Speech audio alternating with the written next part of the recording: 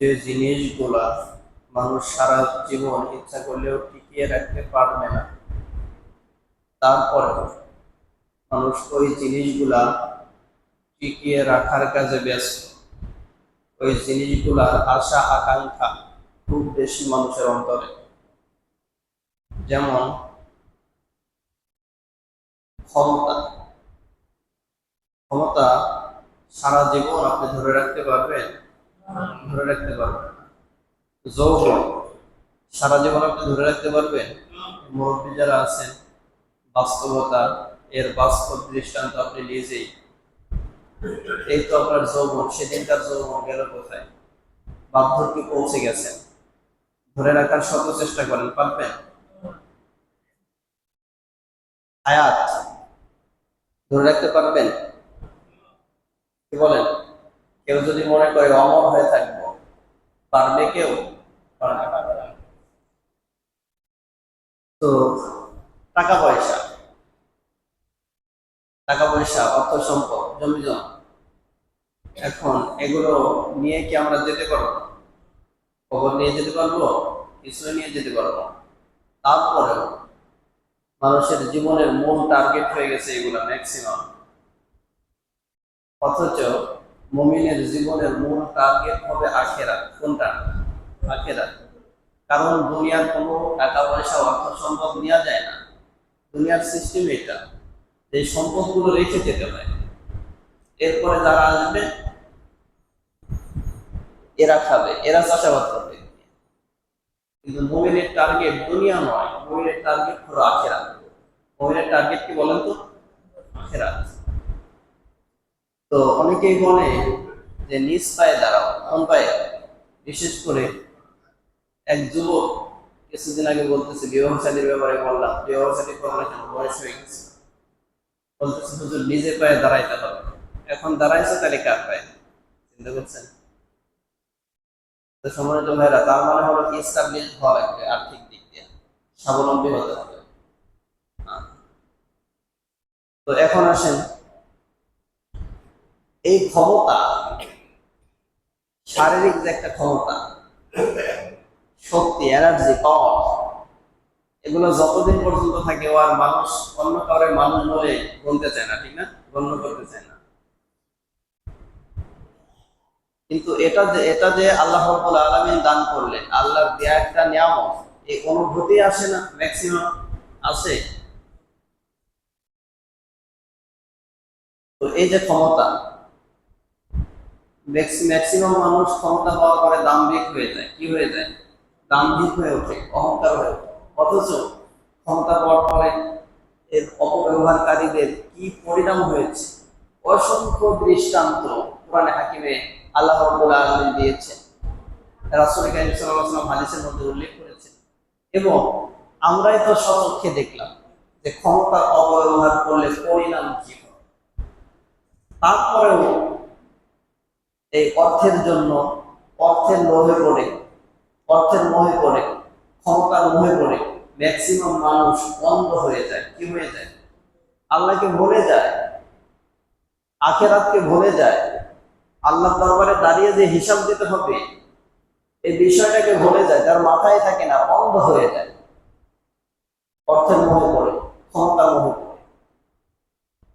অথচ এই সম্পদ নেওয়া যায় না, এই ক্ষমতা চিরস্থায়ী থাকে না, এই যৌবন টিকে থাকে না, এই শারীরিক সক্ষমতা চিরদিন থাকে না। থাকে নাকি? তো সম্মানিত ভাইয়েরা, তারপরে ম্যাক্সিমাম এই নিয়ামত গুলো মানুষ পাওয়ার পরে অন্ধ হয়ে যায়। এই যে গত শনিবারের একটা ঘটনা ঘটেছে, আপনারা মিডিয়ার মাধ্যমে জানতে পারছেন। সেটা হলো 32 বিঘা জমির জন্য, জমি পাওয়ার আশায় বাবা মা তার নিজ সন্তান, কন্যা সন্তানকে হত্যা করেছে। কত বিঘা জমির জন্য? 32 বিঘা জমির জন্য। ঘটনাটি ঘটেছে কুড়িগ্রামে। তো ওই ঘটনাটা আসলে যখন দেখলাম, দেখে নিজেই আবেগ আপ্লুত হয়ে পড়লাম, আশ্চর্যান্বিত হয়ে গেলাম। মানুষ কতটা অন্ধ হতে পারে ক্ষমতা, অর্থের জন্য, নিজের সন্তানকে পর্যন্ত হত্যা করতে পারে, এমন পিতামাতাও আছে। অবাক হয়ে গেল। তো ঘটনাটা কি ছিল, সেই নিউজটা, ভিডিও ফুটেজটা দেখলাম। প্রতিবেশীর সাথে জমি নিয়ে দ্বন্দ্ব। কি নিয়ে? এই প্রতিবেশীর সাথে প্রতিবেশীর জমি নিয়ে দ্বন্দ্ব আছে না? কি বলেন, ম্যাক্সিমাম প্রতিবেশীর 1 বিঘত জোর করে খাওয়াই লাগবে, তা না হলে পেট ভরবে না, আছে না? অথচ অথবা গাছটা একটু এমন ভাবে লাগাইতে হবে যাতে প্রতিবেশীর জমির মধ্যে ঢুকে যায়, জোরপূর্বক খাওয়া। এগুলো কত বড় গুনাহ জানেন? এগুলো আপনার কাছে গুনাহ মনে হচ্ছে না, অন্যায় মনে হচ্ছে না, অথচ রাসূল কারীম সাল্লাল্লাহু আলাইহি ওয়াসাল্লাম বললেন, মান আখাযা শিবরাম মিনাল আরদি যুলমান, যে ব্যক্তি কোনো মানুষের 1 বিঘত জমি জোরপূর্বক খাবে। কি পূর্বক? 1 বিঘত জোরপূর্বক খাবে, কিয়ামতের ময়দানে 7 তবক জমিনকে বেড়ি বানিয়ে আল্লাহ তাআলা তার গলায় আটকায় দেবেন। আর আপনার জমি আর আরেকজনের জমি পাশাপাশি, আইল কাটতে কাটতে ফসল হয় আইলের মধ্যে, আছে না? কথা বলেন, ফসল হয় কোথায়? আইলের মধ্যে। জমি খাইতে খাইতে আরেকজনের মধ্যে ঢুকে গেছে। হক সংক্রান্ত মামলা খুব জটিল বিষয়। কিয়ামতের ময়দানে আল্লাহ ছাড়বেন না, কঠিনভাবে পাকড়াও করবেন। সেটা তো বললামই, আল্লাহ কিভাবে পাকড়াও করবেন। আজকে আপনার ক্ষমতা আছে, দুর্বল প্রতিবেশী আপনার দাপটের খেলায় কারোর কাছে মামলাও নিতে পারতেছে না, আপনি মনে করছেন যে বেঁচে গেলাম, বেশি খাইলাম তো বেঁচে গেলাম, নাকি ধরা খাইলে? কি বলেন? যে ব্যক্তি বেশি খাইলো দুনিয়াতে, ও কি করলো? ধরা খাইছে। বিশ্বনবী সাল্লাল্লাহু আলাইহি ওয়াসাল্লামের এই হাদিসটা মাথার মধ্যে সেভ করে রাখেন, কত বড় কথা বললেন। যে ব্যক্তি জোরপূর্বক কোনো মানুষের 1 বিঘত জমি জোরপূর্বক খাবে, কিয়ামতের ময়দানে 7 তবক জমিনকে বেড়ি বানিয়ে আল্লাহ তাআলা গলায় লটকায় দিবেন। যত বড় পাওয়ার করবো, আল্লাহর পাওয়ারের কাছে কোনো পাওয়ার আছে? ঠিকই। তো সম্মানিত ভাইরা, যে কথা বলছিলাম যে মাত্র 32 বিঘা জমির জন্য পিতামাতা তার সন্তানকে হত্যা করল। তো ঘটনাটা মূলত ছিল কুড়িগ্রামের ঘটনা, প্রতিবেশীর সাথে জমি নিয়ে দ্বন্দ্ব। এখন ওরা চিন্তা করলো, তাহলে আমার কন্যা সন্তানকে 15 বছর বয়স, কত বছর বয়স? 15 বছর বয়স, ক্লাস 9-এ পড়ে মেয়েটা।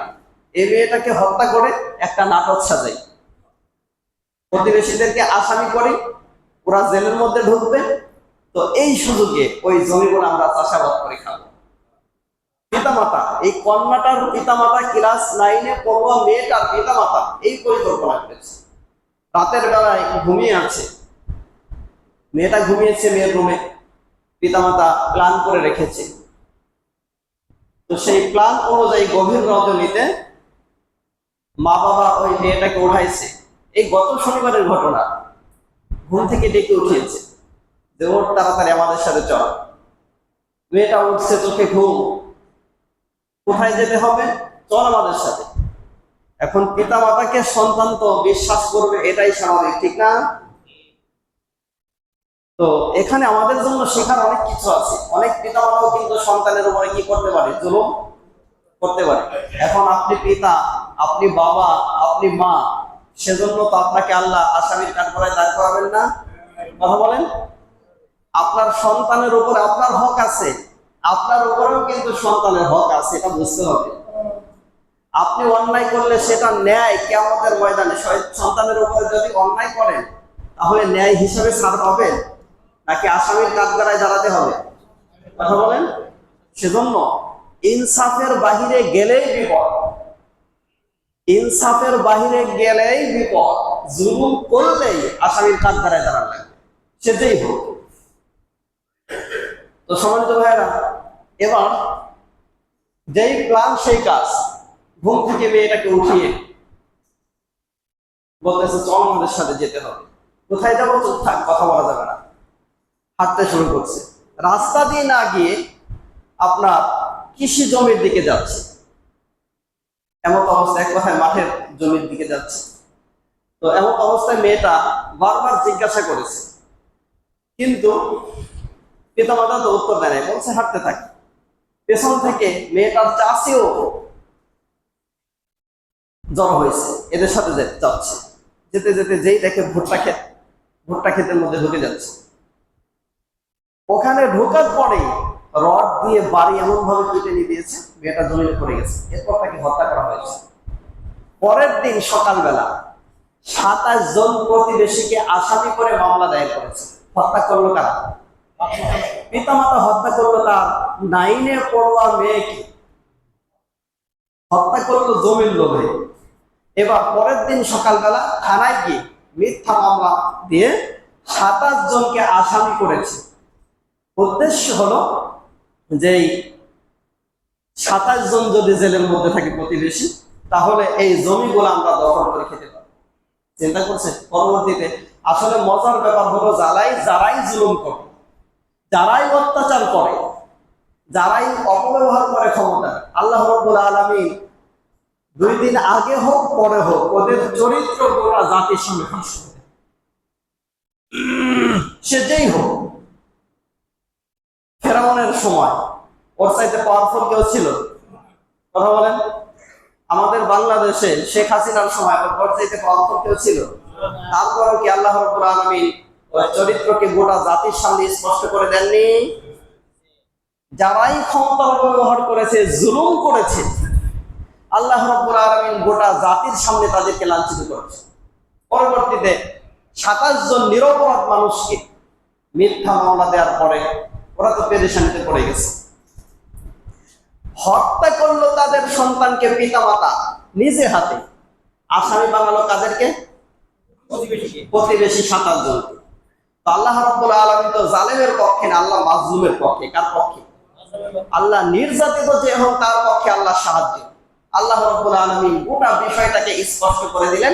আলাদা আলাদাভাবে পুলিশ তদন্ত করে, আলাদা আলাদাভাবে তদন্ত করে, তারপরে জিজ্ঞাসাবাদ করে ওই চাষির যেহেতু হত্যার সাথে জড়িত ছিল, চাষির স্বীকারোক্তি হলো রাতের বেলায় হত্যার সাথে আমিও জড়িত ছিলাম, ওর পিতামাতাকে হত্যা করছি। 22 বিঘা জমি দখল করার জন্য। কি করার জন্য? 32 বিঘা জমি।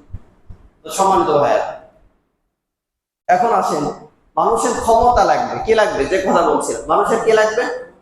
ক্ষমতা লাগবে, বৈধ হোক আর অবৈধ হোক। অথচ এই ক্ষমতা টিকে থাকবে কতদিন এর কোনো সিউরিটি আছে? মানুষের অর্থ লাগবে। কি লাগবে? ম্যাক্সিমাম, বৈধ হোক আর অবৈধ হোক, এদিকে তাকায় না, লাগবে কি? অর্থ লাগবে। অথচ এই ক্ষমতাও স্থায়ী না, এই অর্থ সম্পদও স্থায়ী না। তো যে কথা আল্লাহ রাব্বুল আলামিন কোরআনে হাকিমে সূরা তাকাসুরের মধ্যে বললেন, আলহাকুমুত তাকাসুর, প্রাচুর্যের প্রতিযোগিতা তোমাদেরকে মহাচ্ছন্ন করে রেখেছে, ঘুরিয়ে রেখেছে। কি থেকে? আখিরাত থেকে। কি থেকে? আখিরাত থেকে। অর্থের পিছনে এমন গতিতে ছুটছে, ওর পিছনে তাকানোর সময় নাই। আছে না এমন মানুষ? হালাল হারামের কোনো পরোয়া করছে না, অর্থ হলেই হচ্ছে। বিশেষ করে এই যে এনসিপির একজন নেতা, এই যে গতকালকে ওনার বক্তব্য শুনছিলাম, ইয়াং মানুষ, কথাগুলো ভালো লেগেছে। অনেকগুলো সিনিয়র পারসন, রাজনৈতিক ব্যক্তি বর্গের সামনে দাঁড়িয়ে তিনি বক্তব্য দিচ্ছিলেন। ইয়াং মানুষ খুবই চমৎকার কথাগুলো বলেছে যে আমরা একেবারে নিম্ন শ্রেণীর মানুষ পর্যন্ত থেকে নিয়ে শুরু করে প্রাইম মিনিস্টার পর্যন্ত সবগুলা মানুষ, ম্যাক্সিমাম সবগুলা মানুষই দুর্নীতির সাথে জড়িত। কিসের সাথে? দুর্নীতির সাথে, চুরির সাথে জড়িত।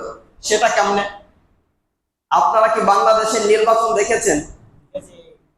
একটা ওয়ার্ড পর্যায়ের নির্বাচন করতে টাকা লাগে 10 লক্ষ। কত লক্ষ?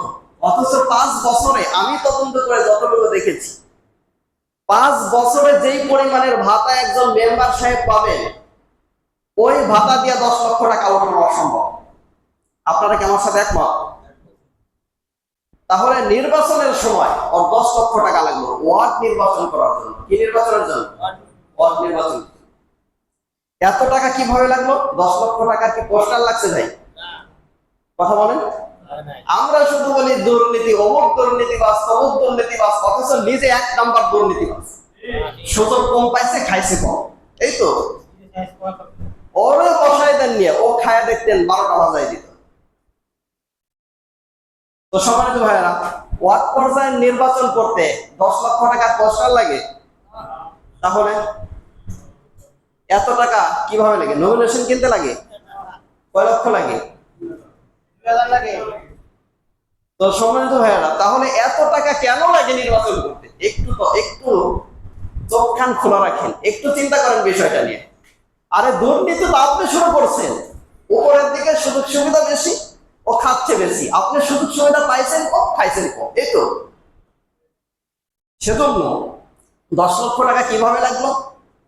তার মানে চেয়ারম্যান মেম্বারের নির্বাচন করার সময় ওর কাছে টাকা নাই, জমি বন্ধক রাখছে, তাও হয় নাই। স্ত্রীর গহনা করে বন্ধক রাখছে, তাও হয় নাই।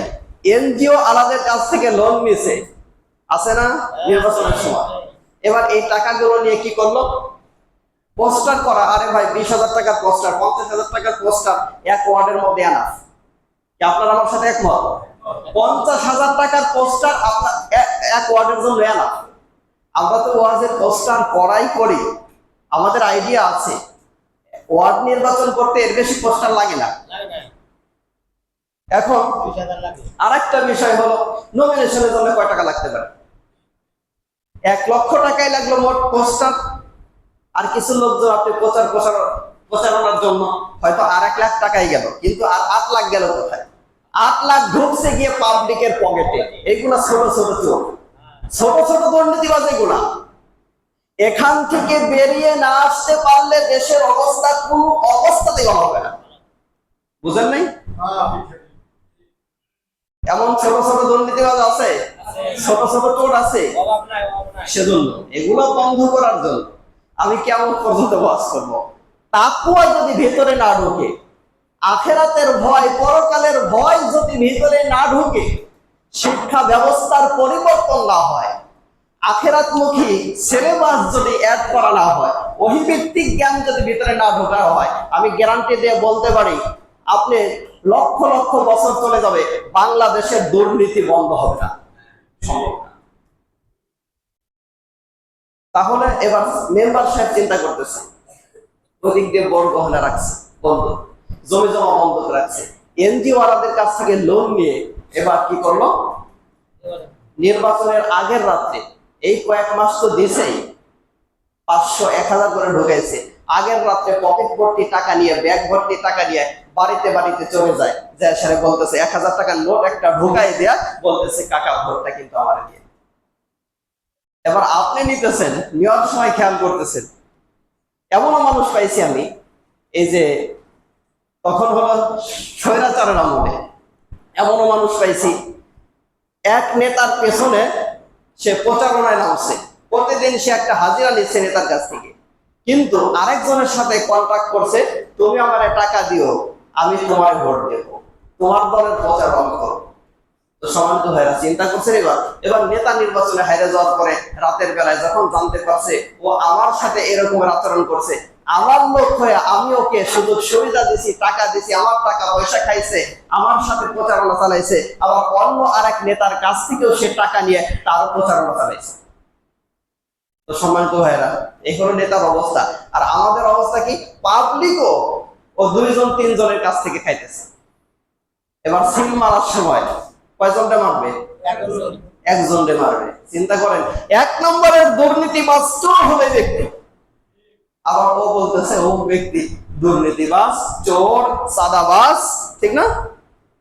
তো সম্মানিত ভাইরা, এখন আসেন ওই যে কথা বলছিলাম, এনসিপির ওই নেতা উনি বলতেছে যে ভাই, সেজন্য আমাদের ভালো হওয়া লাগবে, আমরা জনগণকে টাকা দিব না।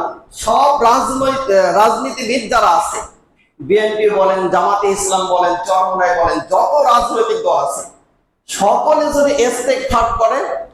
ইস্তেগফার করে ফিরে আসেন যে আমরা আর জনগণকে, পাবলিককে 1 টাকাও দেব না, পাবলিকও যদি নিয়োগ করে 1 টাকাও নেব না, যাকে যোগ্য মনে করবো তাকে ভোট দিব, তাহলে দেশের চিত্র পাল্টাইতে সময় লাগবে না। বুঝলেন? তো সম্মানিত ভাইরা, যেই মেম্বার চিন্তা চিন্তা করেন একটু, যেই মেম্বার সাহেব 10 লক্ষ টাকা খরচ করে তিনি মেম্বার হইলেন, ও এখন টার্গেট করবে কি? নিশ্চয় 15 লক্ষ টাকা আমাকে উসুল করতে হবে।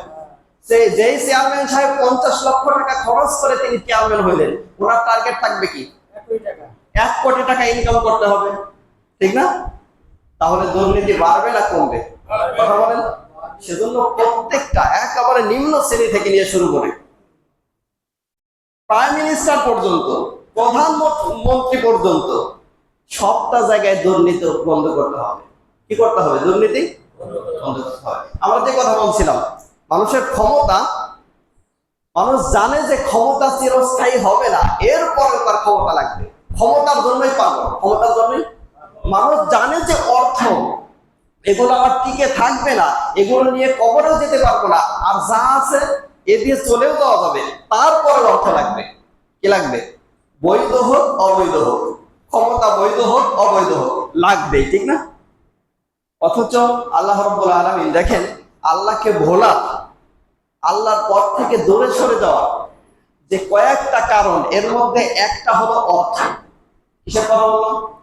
বেশি অর্থ, বেশি অর্থ উপার্জন করা, অর্থের লোভ লালসা যাদের ভিতরে ঢুকে গেছে, যাদের জীবনের মূল টার্গেট টাকা লাগবে, যাদের জীবনের মূল বক্তব্য হলো মানি ইজ সেকেন্ড গড, তারা হালাল হারামের পরোয়া করে না, তারা আল্লাহর পথ থেকে দূরে সরে যায়। কার পথ থেকে?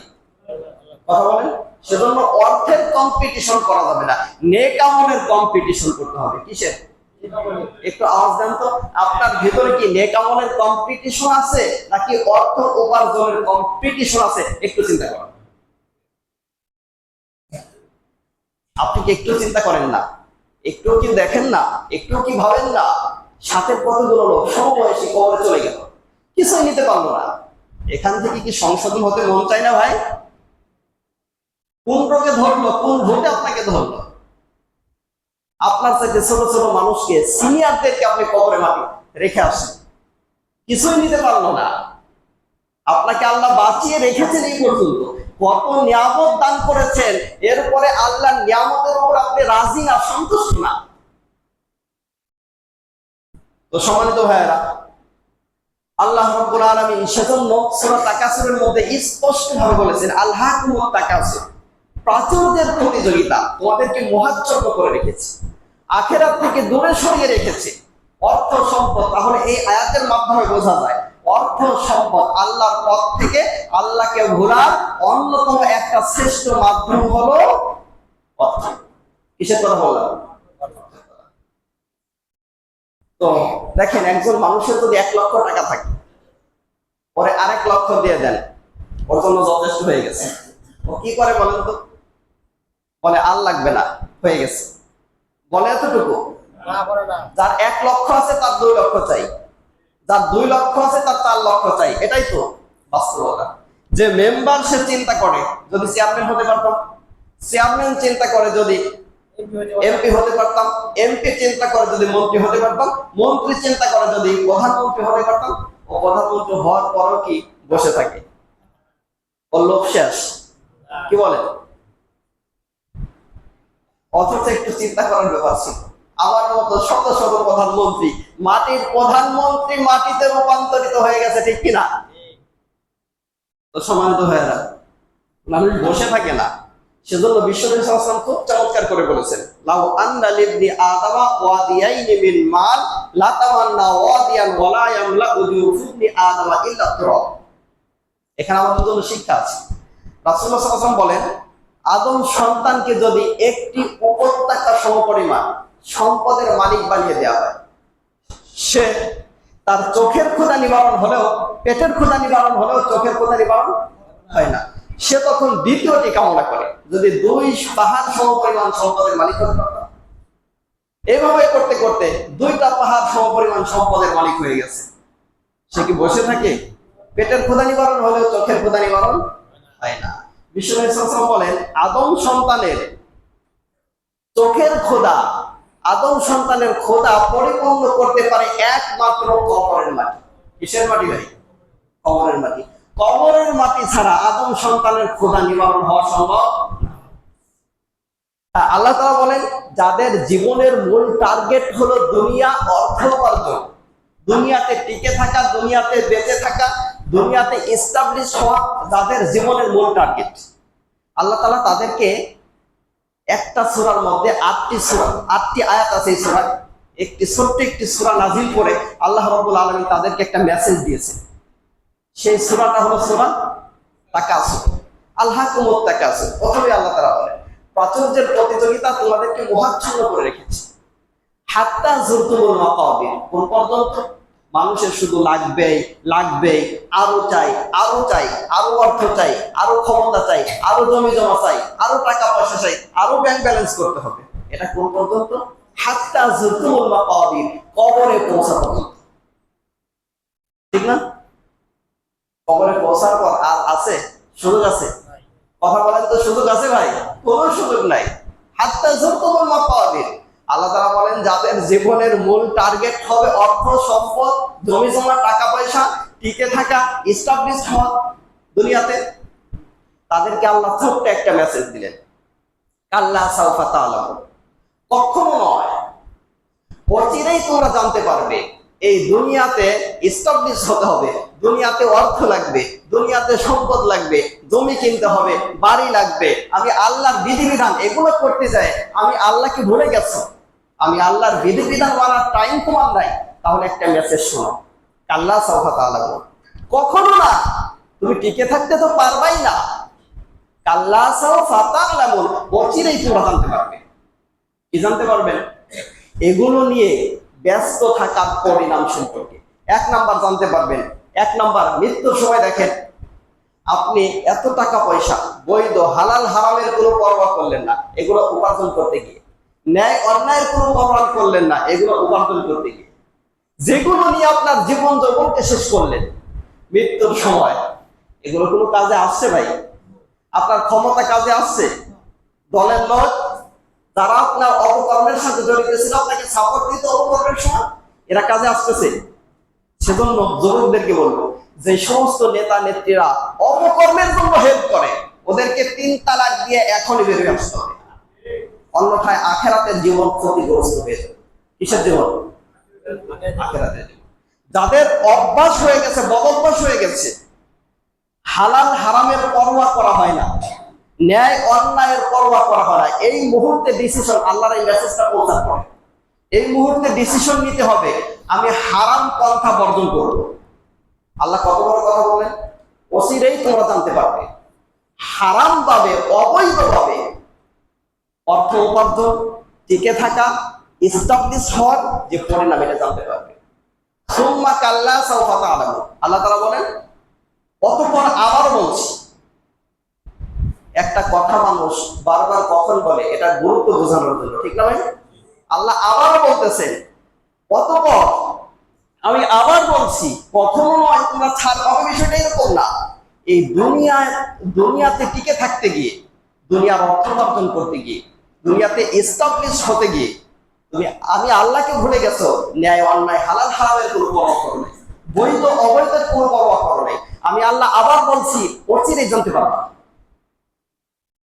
কাল্লা লাউ তা'লামুনা ইলমাল ইয়াকিন, আমি আল্লাহ সম্পর্কে, আখিরাত সম্পর্কে, দুনিয়া নিয়ে ব্যস্ত থেকে আমি আল্লাহকে ভুলে গেছো, এর পরিণাম সম্পর্কে যদি তোমরা জানতে পারতে, তাহলে এমন করতে না।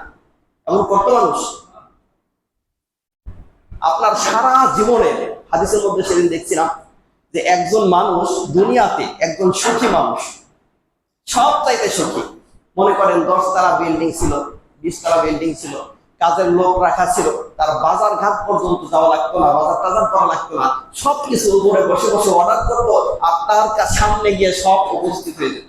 এক কথায় বলতে পারি, মানে দুঃখ কষ্ট কি জিনিস সে জীবনে দেখে নাই। এমন একটা সুখী মানুষকে যদি জাহান্নামের ভিতর থেকে এক মুহূর্ত বের করে আনা হয়, একটু ঘুরে আসো, লোকটাকে যদি জিজ্ঞাসা করা হয় কি ব্যাপার, তুমি জীবনে কোনোদিন আরাম আয়েশে ছিলে, লোকটা বলবে আরাম আয়েশ কি জিনিস আমি বুঝি না। তাহলে চিন্তা করেন জাহান্নাম কি জিনিস আর জান্নাত কি জিনিস। একটা মানুষ সারাটা জীবন সুখের মুখ দেখে নাই, হাড় ভাঙা পরিশ্রম করেছে, বিপদ আপদ বালা মুসিবত তাকে চতুর্দিক থেকে ঘিরে ধরেছে, একটার পর একটা থাকতোই, সুখের মুখ জীবনে দেখে নাই। এই লোকটাকে যদি জান্নাত থেকে নিয়ে, আল্লাহ রাসূল সাল্লাল্লাহু আলাইহি ওয়াসাল্লাম বলেন, জান্নাত থেকে নিয়ে যদি এক মুহূর্তে ঘুরিয়ে আনা হয়, লোকটাকে যদি জিজ্ঞাসা করা হয়, কি বাবা তোমার দুনিয়ার জীবনটা কেমন ছিল, সুখী ছিলা না দুঃখে ছিলা, সে বলবে দুঃখ কষ্ট কি জিনিস এটা আমি জীবনে দেখি। সম্মানিত ভাইরা, সেজন্য আখিরাত আমাদেরকে বুঝতে হবে, ওটা বুঝতে হবে। আল্লাহ তাআলা বলেন যে সুম্মা কাল্লা সাউফা তা'লামুন কাল্লা লাউ তা'লামুনা ইলমাল ইয়াকিন। আজকে তো ওয়াজ নসিহত শুরু করা হচ্ছে, জাহান্নাম আছে জান্নাত আছে, এগুলো সেদিন মানুষ সচক্ষে দেখবে। কেমনে দেখবে? সচক্ষে, হাসরের ময়দানে মানুষ জাহান্নাম জান্নাত দেখবে, জাহান্নাম দেখবে। সুম্মা লা তারাউন্নাহা আইনাল ইয়াকিন। আল্লাহ তাআলা বলেন, অতঃপর আবার বলছি তোমরা সচক্ষে সেদিন জাহান্নাম দেখবে। কি দেখবে? সুম্মা লা তুসআলুন্না লা তারাউন্নাল জাহিম সুম্মা লা তুসআলুনা ইয়াওমা ইযিন আনিন নাঈম। আল্লাহ তাআলা বলেন, এই যে তোমাদেরকে নিয়ামত দান করা হয়েছিল, একটু কান খাড়া করেন এই আয়াতটা। আল্লাহ তাআলা বলেন, এই যে তোমাদেরকে নিয়ামত দান করা হয়েছিল, আজকে দেখেন চেহারার সুন্দর হওয়ার কারণে যুবক যুবতী হারাম রিলেশনে যুক্ত হয়ে যায়, ঠিক কিনা? অথচ চেহারার সৌন্দর্য দান করলেন কি? এই চক্ষু দান করলেন কে? এই চক্ষু থাকার কারণেই হারাম জিনিস দেখলো যুবক, হারাম জিনিস দেখলো যুবতী, ঠিক কিনা? অথচ এই নিয়ামত দান করলেন কি? আরে এই শ্রবণ শক্তি দান করলেন কে? কথা বলার মতো, স্মার্টলি কথা বলার মতো বাক শক্তি দান করলেন কে? আল্লাহ রাব্বুল আলামিন দান করলেন। এগুলো আল্লাহর নিয়ামত, এগুলোর যখন খেয়ানত হয়ে যাচ্ছে আল্লাহ তাআলা এই নিয়ামত সম্পর্কে জিজ্ঞাসাবাদ করবেন, ঠিক না? আপনাকে আমাকে যে সম্পদ দেওয়া হয়েছে, এগুলোর প্রতি কতটা কৃতজ্ঞ ছিলাম, কৃতজ্ঞতা প্রকাশ করেছি, আল্লাহ হিসাব নেবেন। আল্লাহ কি নেবেন? হিসাব নেবে। এই সূরা তাকাসুরের ব্যাখ্যা করতে গিয়ে মুফাসসিরিনে কেরাম একটা হাদিস এনেছেন, সেটি হলো হযরতে আবু হুরায়রা রাদিয়াল্লাহু আনহু বলেন, একদা হযরতে ওমর এবং আবু বকর রাদিয়াল্লাহু আনহুমা একসাথে আছেন, এক জায়গায় বসে আছেন। রাসূল কারীম সাল্লাল্লাহু আলাইহি ওয়াসাল্লাম তাদের কাছে গেলেন, যাওয়ার পরে বললেন, আবু বকর, ওমর, তোমরা এখানে বসে কি করছো? আবু বকর এবং ওমর রাদিয়াল্লাহু আনহুমা বললেন, ইয়া রাসূলুল্লাহ, আল্লাহর কসম করে বলি, ওই সত্তার কসম করে বলি যার হাতে আমাদের প্রাণ, খোদা আমাদেরকে ঘর থেকে বের করেছে। চিন্তা করছেন? যিনি আপনাকে সত্য নবী হিসাবে পাঠিয়েছেন, তার কসম করে বলতেছি, খোদা, একমাত্র খোদা আমাদেরকে ঘর থেকে বের করেছে। রাসূল কারীম সাল্লাল্লাহু আলাইহি ওয়াসাল্লাম বললেন, তোমাদেরকে যে জিনিসটা ঘর থেকে বের করেছে, আমি মুহাম্মদ আল্লাহর উপরে কসম করে বলতেছি, আল্লাহর কসম, ওই জিনিসটা আমাকে ঘর থেকে বের করেছে, ক্ষুধার্ত অবস্থা। এবার রাসূল কারীম সাল্লাল্লাহু আলাইহি ওয়াসাল্লাম বললেন, ঠিক আছে, চলো আমরা একটু বেড়ায় আসি। কি করে আসি? বেড়ায় আসি। রাসূল কারীম সাল্লাল্লাহু আলাইহি ওয়াসাল্লাম এই দুই সাহাবীকে নিয়ে একজন আনসারী সাহাবীর বাড়িতে গেলেন। যাওয়ার পরে রাসূল কারীম সাল্লাল্লাহু আলাইহি ওয়াসাল্লাম সাহাবীর নাম ধরে ডাকলেন, এ ও কোথায়? ভেতর থেকে আওয়াজ আসলো, ওনার স্ত্রী বললেন, আমার স্বামী তো বাড়িতে নেই, পানি আনতে গেছে, আমাদের ফ্যামিলির জন্য পানি আনতে গেছে। তো এমন অবস্থায় কথোপকথন চলছে, কথাবার্তা চলছে, সাহাবী পানির মশক নিয়ে চলে আসলেন। আসার পরে আল্লাহ রাসূল সাল্লাল্লাহু আলাইহি ওয়াসাল্লামকে সালাম দিলেন, কথাবার্তা হলো। সাহাবী বললেন, আমার বাসায় আজকে পৃথিবীর সর্বশ্রেষ্ঠ মেহমান আগমন করেছেন, সেজন্য আমি সৌভাগ্যবান। তাদেরকে অভিনন্দন জানালেন মেহমানদেরকে। মেহমান কে বলেন তো? একটু আওয়াজ দেন, মেহমান কে? রাসূল কারীম সাল্লাল্লাহু আলাইহি ওয়াসাল্লাম, আবু বকর এবং ওমর রাদিয়াল্লাহু আনহুমা, দুনিয়ার শ্রেষ্ঠ মেহমান। সাহাবী আনন্দে আত্মহারা হয়ে গেলেন, বললেন, ইয়া রাসূলুল্লাহ, আপনি আমার বাড়িতে এসেছেন, আমি খুশি। পূর্ণিমার চাঁদ আমার বাড়িতে ঢুকেছে, আমার কাছে মনে হচ্ছে। আনন্দে আত্মহারা সাহাবী। এবার কি করলেন? তাড়াতাড়ি করে খেজুরের বাগানে ঢুকলেন, বললেন, ইয়া রাসূলুল্লাহ, বাড়িতে আসেন। ভিতরে ঢুকলেন, তাদেরকে বসতে দিয়ে সাহাবী এবার খেজুরের বাগানে ঢুকলেন। ঢুকে আপনার খুব সুন্দর এক কাঁদি খেজুর কেটে আনলেন, রাসূল কারীম সাল্লাল্লাহু আলাইহি ওয়াসাল্লামের সামনে দিলেন। আল্লাহ রাসূল সাল্লাল্লাহু আলাইহি ওয়াসাল্লাম বললেন যে, এত খেজুর কেন এনেছো? এত খেজুর তো লাগবে না। ইয়া রাসূলুল্লাহ, যেখান থেকে ইচ্ছা সেখান থেকে খান, আপনাদের চাইতে দামি মেহমান তো আমার আর নাই, আর হতে পারে না দুনিয়া থেকে, খেতে থাকেন। তো ওদিক দিয়ে সাহাবী ছুরি হাতে নিলেন, ছুরি হাতে নিয়ে বললেন, ইয়া রাসূলুল্লাহ খেতে থাকেন, আমি একটা ছাগল বা একটা বকরি জবাই করে আসি। রাসূল কারীম সাল্লাল্লাহু আলাইহি ওয়াসাল্লাম থেকে পারমিশন নিয়ে, অত বড় হাদিসটা সংক্ষেপে বলছি, সাহাবী কি করলেন, একটা বকরি জবাই করে আনলেন, আনার পরে ভেড়া জবাই করে আনলেন, আনার পরে এটা রান্না হলো, রান্না বান্না শেষ করে আল্লাহ রাসূল সাল্লাল্লাহু আলাইহি ওয়াসাল্লামের এই সাহাবী, আনসারী সাহাবী নবী করিম সাল্লাল্লাহু আলাইহি ওয়াসাল্লামকে এবং ওই আবু বকর ওমর রাদিয়াল্লাহু আনহুকে খেতে দিলেন। ওরা খেলেন, ঠান্ডা পানি দিলেন, পান করলেন। এরপরে আল্লাহ রাসূল সাল্লাল্লাহু আলাইহি ওয়াসাল্লাম বললেন, আমরা খোদার সময় যে আল্লাহ আমাদেরকে ক্ষুধার্ত অবস্থায় ঘর থেকে বের করে আনলেন, এই উত্তম রিজিকের ব্যবস্থা করে দিলেন, আমি আপনাদেরকে জিজ্ঞাসা করতে চাই, এই রিজিকটা ওনাদের জন্য হালাল ছিল না হারাম ছিল? আওয়াজ দেন। হালাল ছিল না হারাম ছিল? হালাল জিনিস। আল্লাহ রাসূল সাল্লাল্লাহু আলাইহি ওয়াসাল্লাম খাইলেন, সাহাবারা খাইলেন, দুই সাহাবী খেলেন। খাওয়ার পরে আল্লাহ রাসূল সাল্লাল্লাহু আলাইহি ওয়াসাল্লাম বললেন, ক্ষুধার্ত অবস্থায় ঘর থেকে বের হয়ে আসলাম, আল্লাহ রিজিকের ব্যবস্থা করে দিলেন, আমরা খেলাম। আমি মুহাম্মদ সাল্লাল্লাহু আলাইহি ওয়াসাল্লাম বলছি, কিয়ামতের ময়দানে এই রিজিক সম্পর্কেও তোমাদেরকে জিজ্ঞাসিত হবে। তাহলে হালাল হারামের পরোয়া যারা করছে না, বৈধ অবৈধের পরোয়া যারা করছে না, এই চোখের খেয়ানত হচ্ছে, হাতের খেয়ানত হচ্ছে, কানের খেয়ানত হচ্ছে, জিহ্বার খেয়ানত হচ্ছে, পায়ের খেয়ানত হচ্ছে, কি বলেন, হিসাব দেওয়া লাগবে না আল্লাহর কাছে? এটা মাথায় রাখতে হবে, এটা মাথায় রাখতে হবে। আজকে মনে করছেন যে একজনকে বাস দিয়ে আমি জিতে গেলাম, একজনের মানহানি করে আমি জিতে গেলাম, একজনের বিরুদ্ধে মিথ্যা মামলা দিয়ে আমি জিতে গেলাম, একজনের বিরুদ্ধে অপপ্রচার চালিয়ে আমি বেঁচে গেলাম, একজনের অর্থ অন্যায় ভাবে আমি জোর করে দখল করে খেলাম আর আমি জিতে গেলাম, একজনের পকেট থেকে একজনকে ঠেকায় দিয়ে বেকায়দায় ফেলায় তার কাছ থেকে 500 টাকা, 5000 টাকা, 10,000, 50,000 টাকা নিলাম আর আমি বেঁচে গেলাম। আপনি বাঁচেন নাই, মরার পথে, মরার লাইনে আপনি ঢুকছেন। কিসের লাইনে? মরার লাইনে ঢুকছেন। এই মামলাগুলো দুনিয়াতেই মানে নিষ্পত্তি করার দরকার, দুনিয়াতেই শেষ করার দরকার। যদি দুনিয়াতে শেষ করতে পারেন আপনি বুদ্ধিমান, আর যদি দুনিয়াতে ঠিক করতে না পারেন, শেষ করতে না পারেন, তাহলে আপনার কপাল পুড়ে গেছে। তো সম্মানিত ভাইয়েরা, সেজন্য আমাদের আখিরাতমুখী হওয়া লাগবে। লাস্ট যে মেসেজ, আমাদের কি মুখী হওয়া লাগবে? অর্থকরী, টাকা পয়সা, ক্ষমতা, জনগণ, আপনার দলের লোক, এগুলো কোনো উপকারে আসবে না। আর এগুলো যত বেশি এগুলোর মধ্যে ঢুকবেন, এগুলো নিয়ে ব্যস্ত হয়ে যাবেন, তত বেশি আপনার আখিরাতের জীবন ক্ষতিগ্রস্ত হবে। পাওয়ারফুল ব্যক্তিরা চলে গেল, কিছুই নিতে পারলো না, কত কোটি কোটি টাকার মালিক তারা চলে গেল, কত ক্ষমতা ফেলে রেখে তারা আজকে মাটিতে রূপান্তরিত হয়ে গেল। সম্মানিত ভাইয়েরা, সেজন্য আমাদেরকে আখিরাতমুখী হওয়া লাগবে। কি মুখী? এবং তাকওয়া ভিত্তিক জীবনযাপন আমাদেরকে করতে হবে। আল্লাহ আমাদের সকলকে তৌফিক দান করেন। যারা সালাত আদায় করে নেই, সালাত আদায় করি ইনশাআল্লাহ।